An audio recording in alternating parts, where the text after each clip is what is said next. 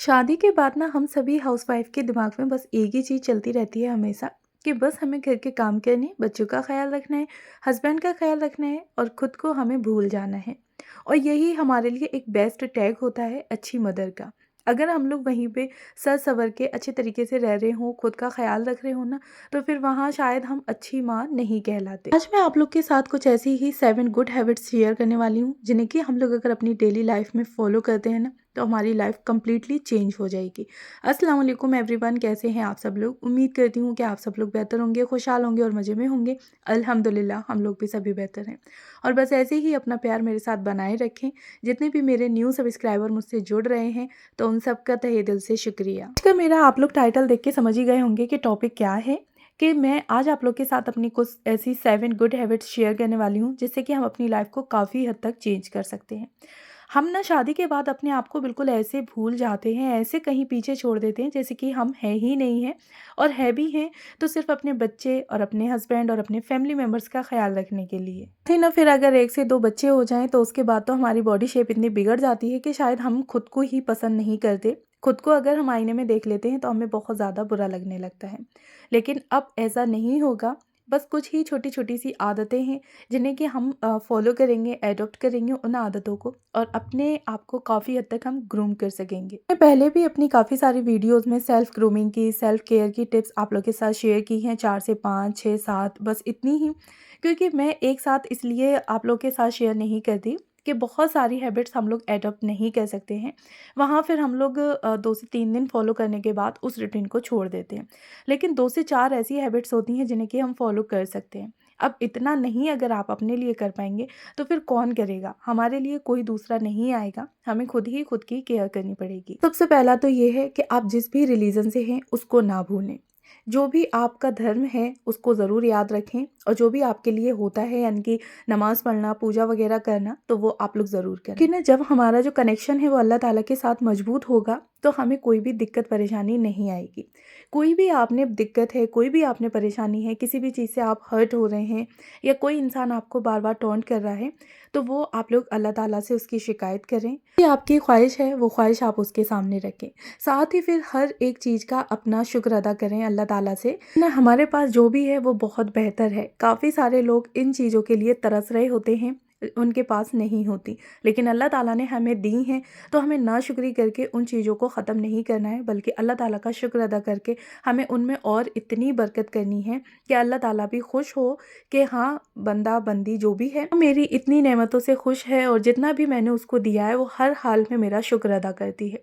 तो हाल कैसा भी हो, हमें शुक्र अदा करना चाहिए अल्लाह ताला का, क्योंकि हमारे सर पे रहने के लिए छत है, घर है, पहनने के लिए कपड़े हैं, खाने के लिए अच्छा खाना है, तो और इससे ज़्यादा हमें क्या चाहिए। बच्चे अच्छे स्कूल में पढ़ रहे हैं, हम सभी एक अच्छी लाइफस्टाइल गुजार रहे हैं, तो उसके लिए हमें अल्लाह ताला का शुक्र अदा तो करना बनता है।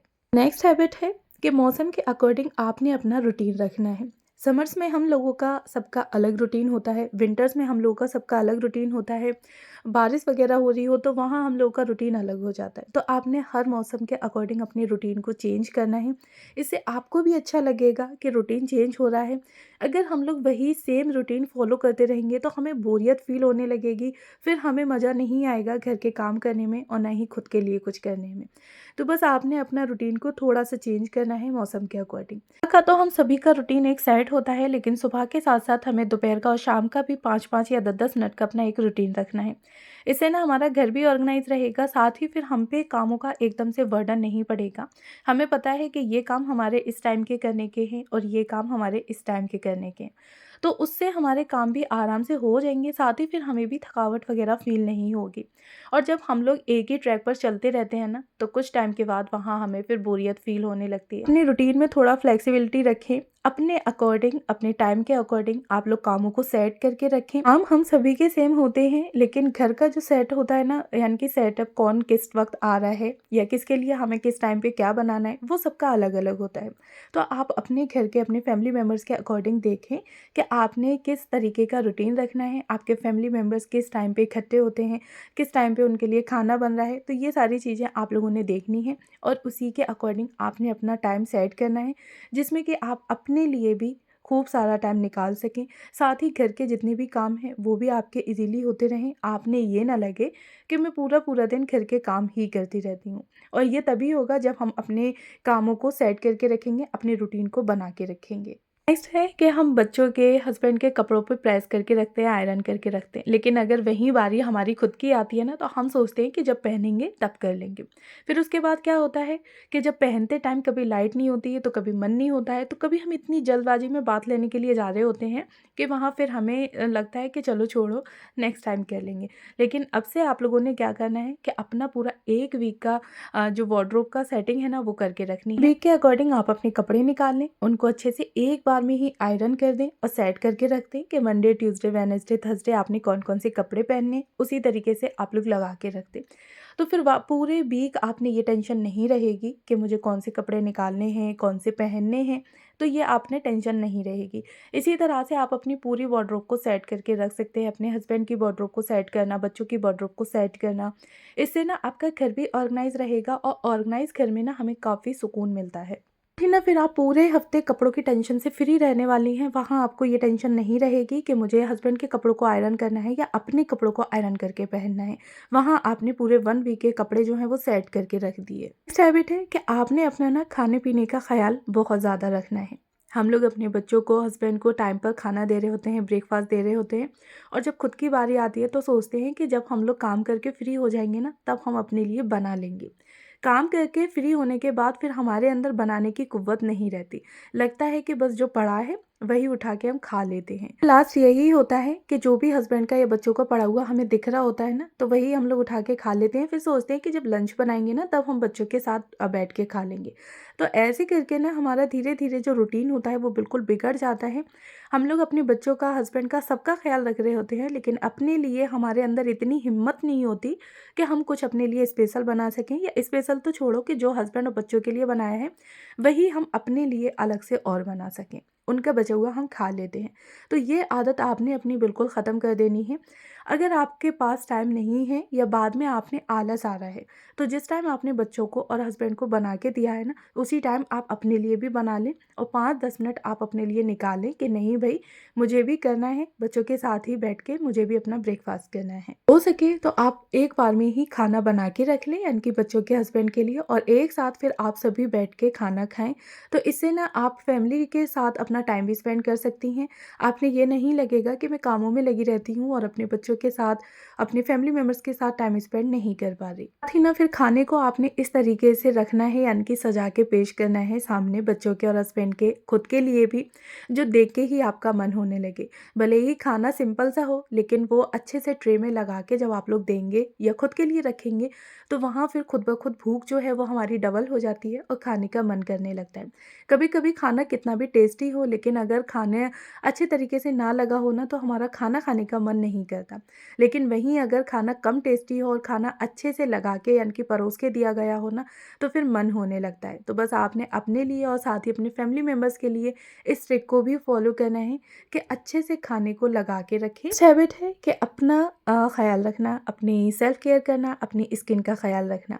अक्सर करके ये चीज़ हम लोग नेग्लेक्ट कर देते हैं, घर के कामों में इतना बिज़ी हो जाते हैं कि हमारे पास टाइम नहीं होता कि हम सेल्फ केयर कर सकें। आपने अपनी डाइट में 1 फ्रूट और 1 गिलास दूध डेली ही ज़रूर ऐड करना है, क्योंकि उम्र के साथ ना हमारी बोन्स काफ़ी वीक होने लगती हैं, फिर कैल्शियम की, विटामिन डी की हमारे अंदर कमी आने लगती है, जिसकी वजह से फिर हमें वीकनेस होना, चलने-फिरने में कमी आना, यानी कि घुटनों में दर्द होना, ये सारी चीज़ें हमारे साथ होने लगती हैं उम्र के साथ-साथ। तो बस आपने ख़्याल रखना है कि अपने लिए डेली ही 1 फ्रूट रखना है, 1 ग्लास दूध रखना है, जिससे कि कोई भी दिक्कत ना हो। अपनी डाइट अच्छी रखनी है। हम लोग बच्चों को, हस्बैंड को तो दे देते हैं, लेकिन अपनी बारी आती है तो छोड़ देते हैं। साथ ही फिर विंटर्स चल रही हैं, तो आपने अपनी स्किन का भी बहुत ज़्यादा ख़्याल रखना है। ये 3 मिनट का आपने मॉर्निंग का एंड नाइट का एक रूटीन बना के रखना है स्किन केयर का, और 2 से 3 मिनट में ही आप बहुत ही अच्छे से अपनी स्किन की ख़्याल रख सकेंगे। सिर्फ मॉर्निंग में उठते साथ ही आपने फेस वॉश करना है, कोई भी एक अच्छी सी मॉइस्चराइजिंग क्रीम लगा लें, और जो भी आप लोग लिप बाम वगैरह लगाते हैं वो लगाने, सनस्क्रीन अप्लाई करने। बस इतने में ही हमारा जो मॉर्निंग का सेल्फ केयर और स्किन केयर जो रूटीन है वो हो जाएगा। 2 से 3 मिनट लगेंगे और 3 से 4 स्टेप है। साथ ही बस इसी तरीके से आपने नाइट में भी अपना एक रूटीन रखना है।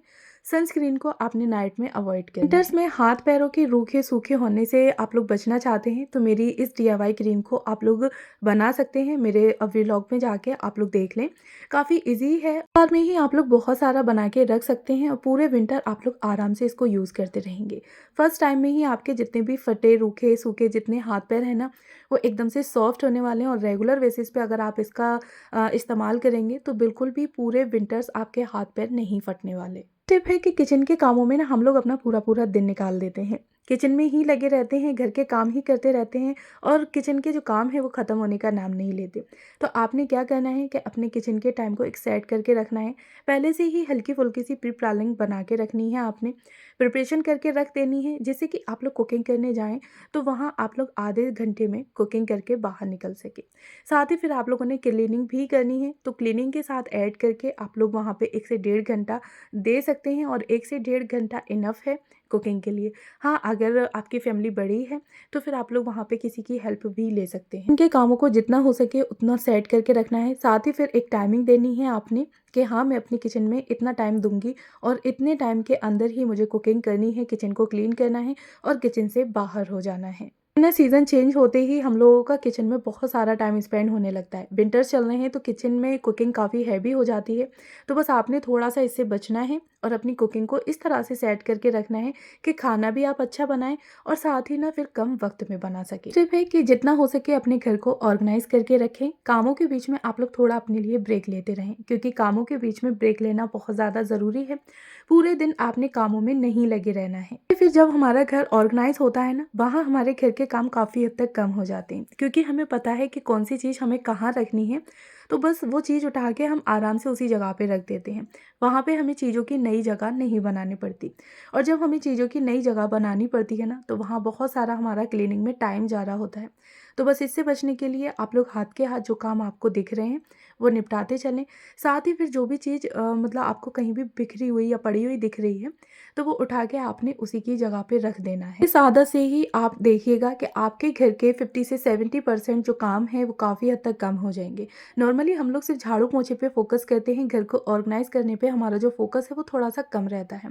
सोचते हैं कि नेक्स्ट टाइम हम जब काम करेंगे ना, उसी टाइम पे ही पूरे घर को सेट कर देंगे, बट ये फिर हमारा बहुत सारा टाइम ले जाता है जब हम अपने घर की मॉर्निंग में या नाइट टाइम में क्लीनिंग कर रहे होते हैं। 1 से 2 मिनट की आदत है, चलते फिरते कामों को आपने देखना है। जो भी चीज़ आपने बिखरी हुई दिख रही है उठा के उसी की जगह पे रख देनी है।